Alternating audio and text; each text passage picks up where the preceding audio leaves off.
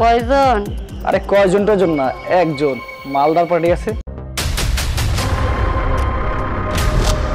শিপা, তুই এখানে? কিরে, যাবি নাকি? জামু। কয়জন? আরে কয়জনটার জন্য না, একজন। মালদার পার্টি আছে, চল খুশি করে দেবে আনি। কত দেখলাম মালদার পার্টি, বসায় নেওয়ার পরে বকশিস তো দূরের থাক, ডিনার করারই টাকা থাকে না। আরে সবার সাথে আমার বসের তুলনা করিস না, আমার বস চেয়ারম্যান। তুই চল, তুই বছরে খুশি করে দিবি, বস তোরে ভরপুর খুশি করে দিবি। তাহলে চল, যেহেতু চেয়ারম্যান মানুষ, সারা জীবন তো গম চুরি করা টাকা গুছাইছে, এখন মনে হয় মানুষ বাসায় নিয়ে কালো টাকারে মানে সাদা বানানোর চেষ্টা চালাইতেছে। চল তাইলে সাদা করে দিয়ে আসি।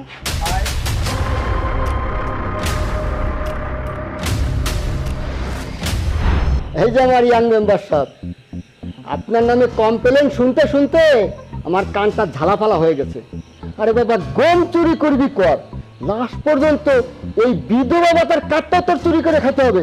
কপাল ভালো চেয়ারম্যান সাহেব, গম চুরির বদনাম আমার আছে, কিন্তু বিধবা ভাতা কাঠ চুরির অপবাদ আমার নাই। হের বাগে কোনো অভিযোগ নাই। এলাকায় 3টা কালপাট যায় চেয়ারম্যান সাহেব, 2টা চুরি করে খায়ালা, একটা দেয়। আর আমি না বিধবা ভাতাটা চুরি করে খাইছি, আর হে যে গর্ভবতী ভাতাটা পুরোটা চুরি করে খায়ালায়, এতে কোনো অপবাদ হয় না? সব অপবাদ আমার না। এই যে শুরু হয়ে গেছে 2 মেম্বারের মধ্যে ঝগড়া, এই জন্য দুজনকে এক জায়গায় বসাইতে হয় না। আরে বাবা, নিজেদের ধাক্কা নিজে বাজার। হ্যাঁ, তোমরা নিজেদের খবর যদি নিজেরাই প্রকাশ করো, তাহলে জনগণ কি করবে? হ্যাঁ, একটু চুপ থাকো, নিচে থাকো। শুরু হবে না কি হবে? হ্যাঁ, চুরি করলে দোষ নাই, আমি চুরি করলে এগুলো কয়ে বেড়াইব কি লিগা? আমি কি একাই চুরি করি? সবাই তো চুরি করে, আমি না একটু বেশি করছি। গরিব মানুষের তো দিয়া খাই, না দিয়া তো আর খাই না। আমার মেলা অনুদান আছে, এগুলো সব কিছু দিয়ে তারপরে খাই। আমি তো পরিশ্রম করে চুরি করি চেয়ারম্যান সাহেব। আপনি হ্যাঁ একটু সামাল দিয়েন, যা কিছু যান ভাগে আগে আগে লয়ে জায়গা, আমার ভাগে থাকে না। তার মধ্যে আমি একটু গোসামেন যা চুরি করি, আর আমার বদনাম বেশি না, এগুলো একটু খেয়াল করেন আপনি। এই যে মেম্বার সাহেবরা শোনেন, এখন থেকে এই চুরি চেঁচামি এটা বন্ধ করেন। সরকার যে টাকা বেতন দেয় এটা নিয়েই সন্তুষ্ট থাকেন, জনগণের হক আর মাইরেন না। চেয়ারম্যান সাহেব, মুরগি কিন্তু রেডি। যাক, ভালোই হয়েছে চেয়ারম্যান সাহেব, মুরগির যেহেতু ব্যবস্থা করছেন, তাহলে মুরগির জোর দিয়ে কয়টা খিচুড়ি খাইয়াই যাই। দেখছেন চেয়ারম্যান সাহেব, গম চুরি করে খাইতে গেছে জিব্বাটা এত বড় হয়ে গেছে গা। এখন আপনার বাড়ির মুরগির দিকে নজর দিছে, আর জিব্বাটা কত বড় হয়েছে একবার খেয়াল করেন। এবার থামেন। আরে আপনারা যে মুরগি ভাবছেন এটা সেই মুরগি না। বুড়া কি বাতাস হয়েছেন? হ্যাঁ, এটা সেই মুরগি। চেয়ারম্যান সাহেব, মুরগি তো মুরগি, ওই এই মুরগি আর সেই মুরগি, বিষয়টা ঠিক বুঝলাম না, একটু বুঝাই এখন না। এই মুরগি যে মুরগি এটা যদি আপনি বুঝতেন তাহলে আপনি চেয়ারম্যান থাকতেন আর আমি মেম্বার থাকতাম। বুড়া বাতাস হয়েছেন, এবার আসতে পারেন।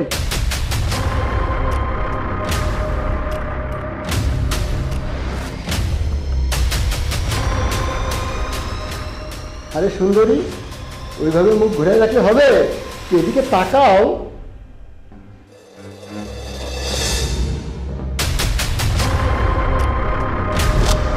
শিপা, তুই এখানে? তুই এখানে কেন? হ্যাঁ আমি কেন? আমাকে দেখে অবাক হয়েছে? অবাক আমিও হয়েছিলাম যখন জানতে পারলাম আমার ভাই এই গ্রামের চেয়ারম্যান হয়ে, জনপ্রতিনিধি হয়ে রাস্তাঘাটের ভাড়া করে বাংলো বাড়িতে নিয়ে আসে, আর তারপরে তাদের সাথে ফষ্টি নষ্টি আনন্দ ফুর্তি। ছি, মানুষ আমাকে অনেকবার বলেছে তোমার ভাই একজন চেয়ারম্যান হয়ে বাইরের মেয়েদের সাথে ফষ্টি নষ্টি করে। আমি বিশ্বাস করিনি, তাই হাতে না হাতে প্রমাণ নেওয়ার জন্য আজকে আমি এই বাসায় সেজে এসেছি। ভাইয়া, আমি তো তোমার দ্বারা এটা কখনো আশা করিনি। জানো, আমি যখন রাস্তায় বের হই মানুষ আমাকে আঙ্গুল তুলে বলে, ওই দেখ ফষ্টি নষ্টি করা চেয়ারম্যানের বোন রাস্তা দিয়ে হেঁটে যাচ্ছে। তখন লজ্জায় আমার মাথা নিচু হয়ে যায়, আমি প্রতিবাদ করি। কিন্তু মানুষ যে সত্য বলেছিল সেটা আমার ধারণা ছিল না। ভাইয়া, তুমি মনে হয় টাকার অহংকারে ভুলে গেছো বাসায় তোমার 2টো সন্তান রয়েছে, তোমার একটা মেয়ে রয়েছে। তোমার একটা ছেলে রয়েছে, তোমার একটা বউ রয়েছে, তাদের ঠিকঠাক মতো খোঁজ খবর নাও না, শুধুমাত্র পরকীয়া আসক্ত হয়ে। ভাইয়া, তোমার মেয়ে তো একদিন বড় হবে, যখন তাদের দিকে জনগণ আঙুল তুলে বলবে ওই যে দুশ্চরিত্র চেয়ারম্যানের ছেলেমেয়েরা যাচ্ছে, তখন তুমি তোমার ছেলে মেয়েদের সাথে মুখ দেখাতে পারবে? আমার তো মনে হয় না। আজকে যেমন আমার সাথে এরকমটা ঘটছে, কাল তোমার ছেলে মেয়ের সাথেও ঘটতে পারে। তাই তোমাকে এখনো সাবধান করছি, পরনারীতে আসক্ত না হয়ে নিজের বইয়ের দিকে মন দাও, তাহলে সংসারে শান্তি ফিরে আসবে। চেয়ারম্যান হলেই না, জনপ্রতিনিধি হলে না, সংসারের দায়িত্ব থেকে দূরে থাকা যায় না। ভেবেছিলাম তুমি মনে হয় সৎ, কিন্তু তুমি যে অসৎ পথে চলছো এটা যদি আগে জানতাম, তাহলে তোমাকে আগেই এই পথ থেকে ফিরিয়ে আনতাম। একটা কথা মাথায় রাখবে, জনগণ তোমাকে ভোট দিয়েছে জনগণের সেবা করার জন্য, সেবা করার জন্য।